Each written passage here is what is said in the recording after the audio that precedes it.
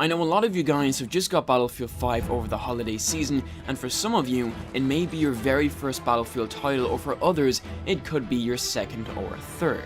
Either way, Battlefield 5 is very different to previous titles, and there is a few things which can be very tricky to master. So today, I've decided to put together a quick guide for you all who got this game recently to help you become better at the game faster, how to level up as quickly as possible, and so on. So let's get right into it.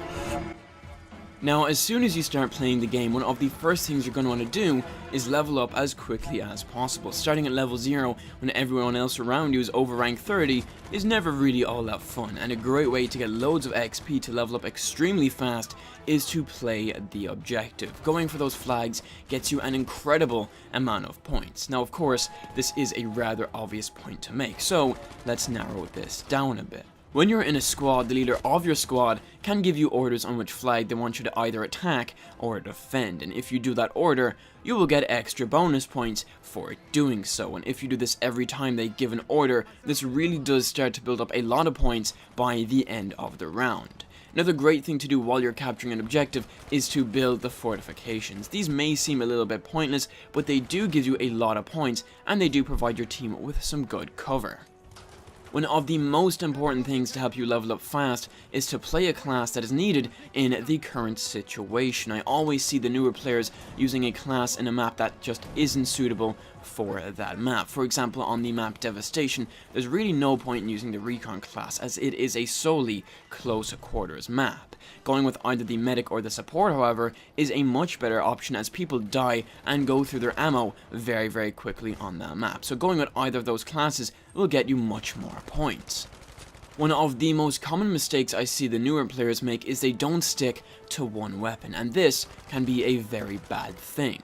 By switching weapons every time you die, or even every second time you're getting used to one weapon, then by switching weapons so often, you forget the progress that you've made with it. What I recommend you do is play with one weapon for a round or two, and that way you've got a very good feeling on how that weapon feels and performs, and then you can move over to a new weapon. I know for newer players this can be very hard to do, as you want to try out all the new guns and all that sort of stuff, but this will make you a much better player in the long run, and this especially goes with the Recon class. Those snipers can be very hard to master, so definitely try and master one at a time. Next up here is one which a lot of you guys are going to struggle with in the beginning, but just like my previous point, this will be better for you in the long run, and that is to save your company coins as much as possible. Now, I know you want to deck out your characters as much as possible with all those sort of cool cosmetics and all that, but by saving your coins, this allows you to upgrade all of your favorite weapons, which in turn will make them perform much better, and you will get far more kills with them. I did recently just make a video on how you can earn company coins as fast as possible, so that video will be linked down in the description below.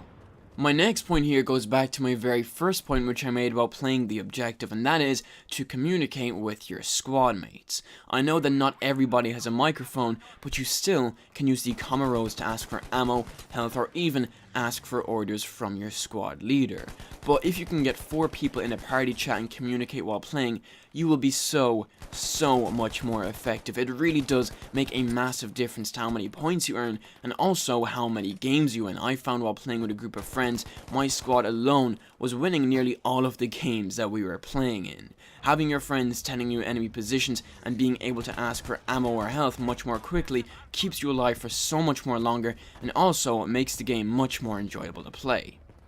And for my final point here, and probably one of the most important ones, is to use your minimap. This is where you can collect so much vital information, such as enemy positions, the status of flags, nearby friendlies, and so on. Looking at your minimap every 5 to 10 seconds becomes a very good habit once you start doing it, but it keeps you alive for so much longer. Let's say you're inside a house and see a tank on the minimap that you didn't know was there. So it's in these sort of situations just like that where your minimap can help you out massively, and again, keep you alive for much longer.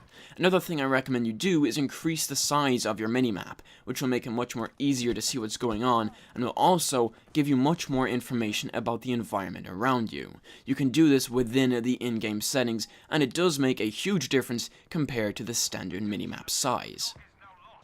So those were just some really quick tips to help some of you newer players out there become a much better player at Battlefield 5. This game can be a little bit tricky to get a hold of at first, but once you get into it, it really does start to become a very fun game and kind of addictive at times. If you want to see more videos just like this one, make sure you go ahead and hit that bell and subscribe icon to stay up to date with all of my most recent Battlefield content.